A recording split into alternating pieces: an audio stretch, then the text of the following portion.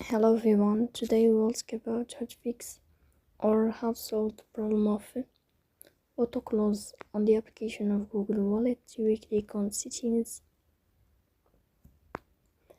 In this page you will go to apps, default apps, app settings.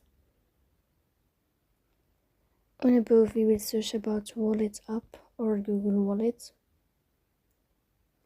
Here in this page you will go to first stop and you will click OK. Here you will enter to the window of storage. Then we click on clear cache, but pay attention, don't click clear data because that can delete your account. Then we go to Play Store. You will search about Google Wallet. Here you can announce your app and you can install it again.